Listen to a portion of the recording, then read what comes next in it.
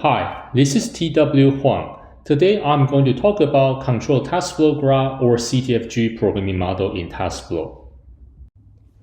This is the takeaway for today's presentation. First, we are going to learn the basics of Control Taskflow Graph or CTFG programming model. Then, we will compare CTFG with existing models and recognize their limitations. Next, we will understand the scheduling flow of a CTFG so we can write a correct task flow program. Finally, I will showcase some real-world applications of a CTFG and conclude the talk. A key innovation that distinguishes Taskflow from existing libraries is our Control Taskflow Graph Programming Model, or CTFG. CTFG goes beyond the limitation of a traditional directed acyclic graph-based model, or DAG, that does not allow you to perform in-graph control flow. Specifically, CTFG allows you to create a condition task that returns an integer value indicating the next task to run, so you can perform in-graph if-else conditional tasking or iterative control flow that keeps running a subgraph until the condition is met. For example, on the left-hand side, I have a condition task that returns 0 and it precedes two tasks, yes and no. With this particular order, the scheduler will run the task yes after the condition task because its index is at 0. On the right-hand side, I have a condition task that returns a binary number depending on a runtime condition, and it precedes two tasks, OPT and stop. With this order, if the condition task returns 0, meaning that it is not converged yet, the scheduler will run the OPT task. Otherwise, the scheduler will run the stop task. This basically forms an in-graph iterative control flow. The biggest advantage of CTFG is that it enables very efficient overlap among tasks and control flow. In parallel programming, you can always have multiple threads running independent work at the same time. But once you reach a control flow decision, you usually have to stop everything and synchronize all the threads before you can proceed with the control flow decision result. CTFG basically removes this barrier by letting control flow and task execution run in parallel. For example, here I have a task graph with three condition tasks. Condition task number 1 and number 3 implement the iterative control flow, while condition task number 2 performs an if-else conditional tasking, and they can all overlap and run in parallel with each other. This type of end-to-end parallelism is almost impossible to achieve using existing task parallel programming libraries. Now, let's formally understand what a condition task is. A condition task is a callable object that returns an integer that indicates which successor task to run. The return integer represents basically the index of the successor task in the dependency list. For example, here I have a task flow graph of 5 tasks, A, B, C, D, and E, where task B is a condition task that returns an integer value of 2. The return integer tells the scheduler to run the task at the index 2 in task B successor list. In this case, when B finishes, the scheduler will run task E, because E is at the index 2 in B's successor list, C, D, and E. If the return integer is beyond the valid successor range, like in this example, you return 100, the scheduler will not insert any successor task to run. Let's take a look at an example about how we can use condition tasks to build an iterative control flow within a task graph or CTFG. First, I create 5 tasks: init, count, body, back, and done. The init task initializes the variable I to 0. The condition task count acts as the while condition, checking if the variable I is less than 5. If the condition is true, it returns 0 to go to the body task. Otherwise, it returns 1, informing the scheduler to jump to the task done. The body task increments I and prints its value. The back task returns to the condition, forming the cycle edge. Finally, the done task executes when the loop exits. We can use condition tasks to build a switch case control flow within a task graph that can handle different execution paths without breaking parallelism.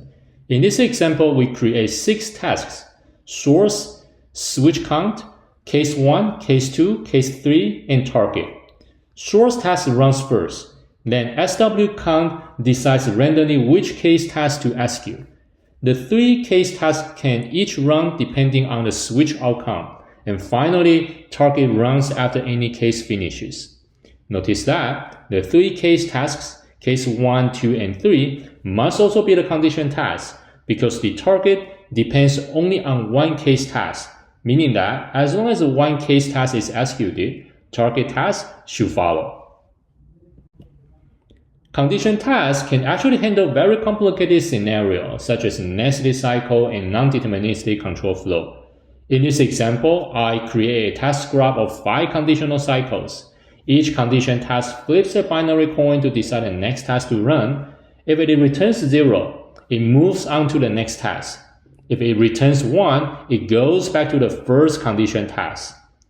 There are 5 condition tasks to flip the binary coin. You can actually infer that the average number of condition tasks you need to go through before reaching the task end will be 32. Because you get a probability of 1/2 at each condition task to move on. Ultimately, in this example, we only use 5 condition tasks to model this nested, non-deterministic task execution. Even though we may end up with 32 executions on average, the scheduler will reuse these 5 condition tasks. In addition to condition tasks, you can create a multi-condition task, which is a generalized version of a condition task that allows you to jump to multiple successor tasks.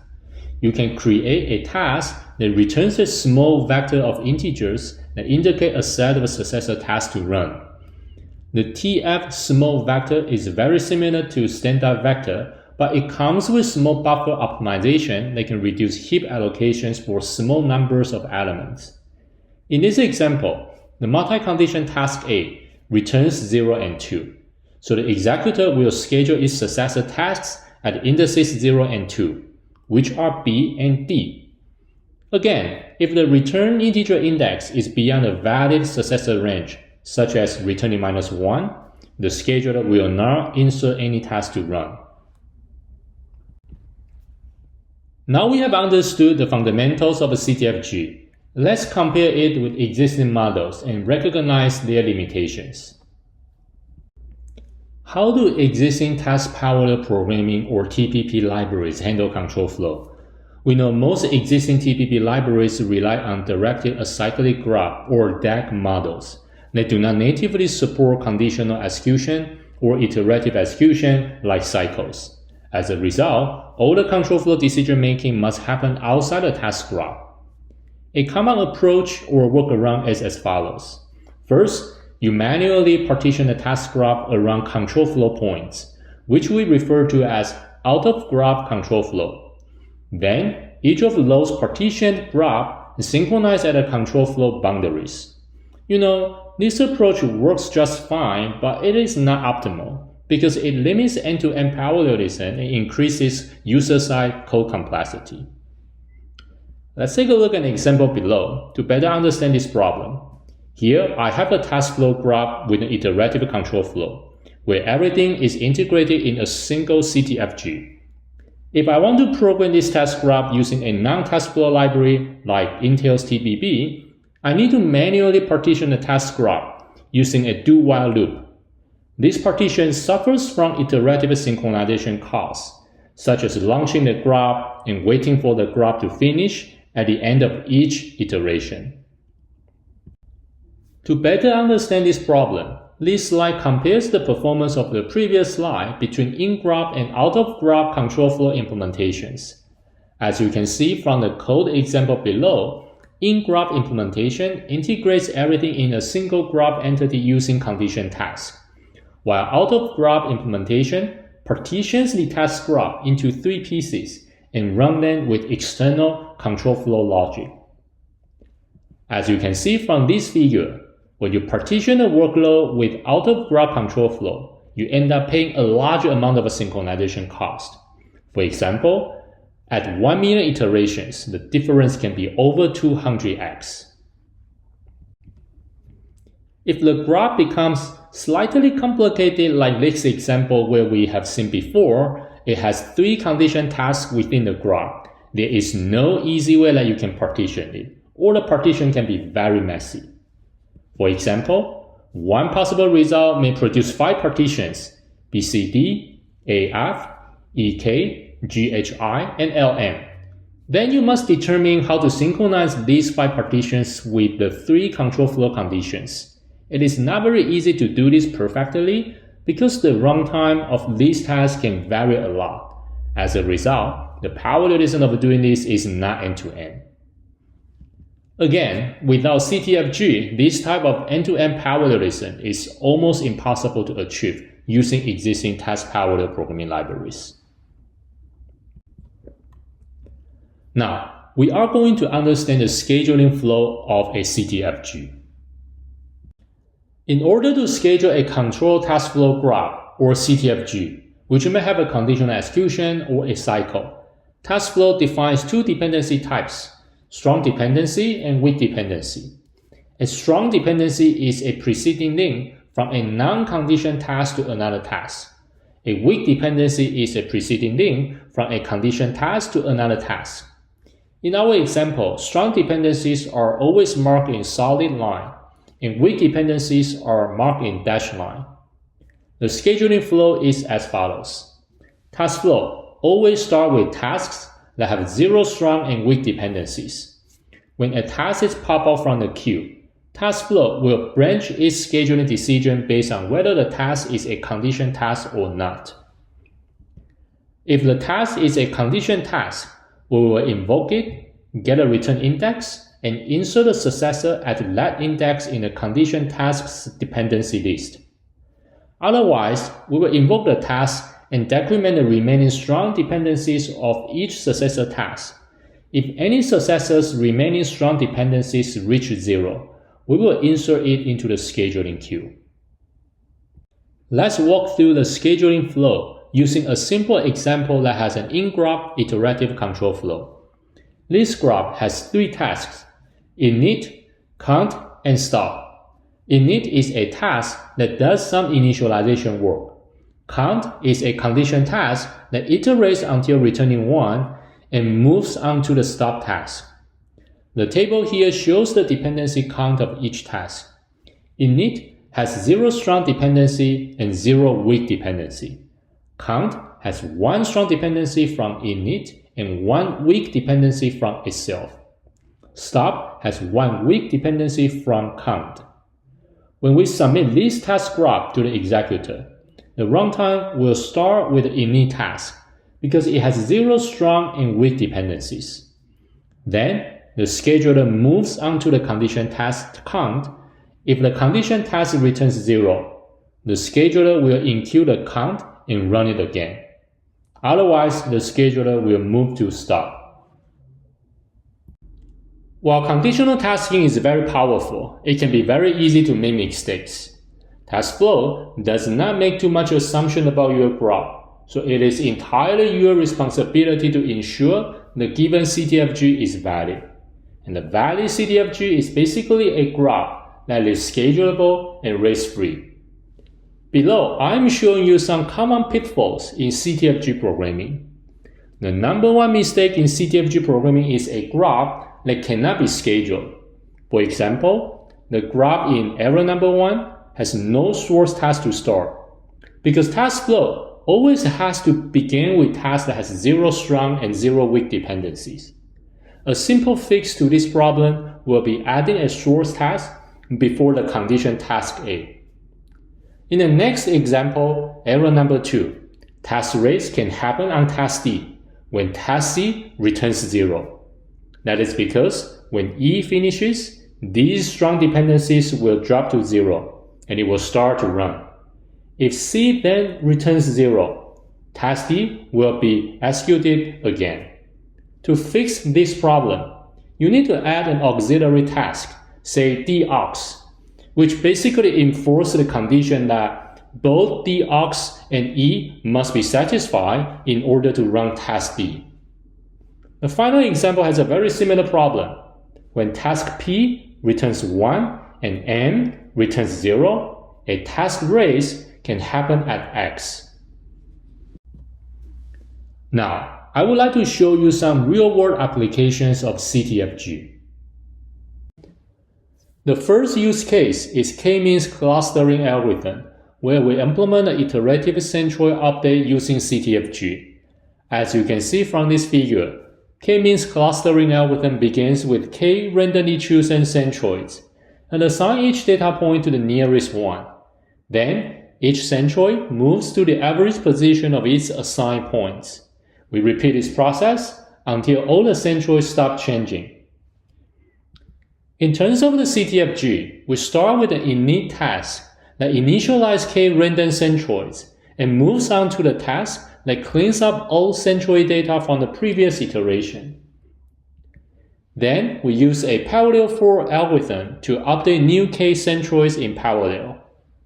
The condition task over here is used to check whether the update has converged. If not, it forms a cycle to repeat the process. Otherwise, it stops. The second use case is a VLSI placement workload, where we implemented an iterative gate location update algorithm using CTFG. Placement is a very important step in the overall chip design automation flow that optimizes the location of millions of logic gates like AND gate, OR gate, and NAND gate on the chip. It is an iterative optimization process that can take several hours to finish. To accelerate this process, we use CUDA to offload some of the computations to GPU and condition tasks to manage the iterative control flow between CPU and GPU. Here is a partial CTFG of 4 CUDA graph, 1 condition cycle, and 12 other tasks doing a placement algorithm. The condition task over here is used to check whether the placement algorithm has converged to a good solution where the resulting while length is minimal. The final use case is the robotics motion planning software developed by Taskflow, which is an open source framework for industrial robot motion planning. In their implementation, they have used multiple condition tasks to handle different decision-making stages during the planning process. For example, checking the seed, updating the trajectory, parameterization, and so on and so forth. If you are interested, you can always check out their GitHub page to learn more about how they have used Taskflow to accelerate real-world robotics applications. In today's presentation, we have learned the control Taskflow graph or CTFG programming model and compare CTFG with existing models as well as recognizing their limitations. Then, we went through the scheduling flow of a CTFG and presented 3 use cases of CTFG. If you are interested in learning more about Taskflow, please check out our project website at taskflow.github.io. You can always post your questions on the issue page of our GitHub repository. With that, I'm going to stop here. Thank you very much.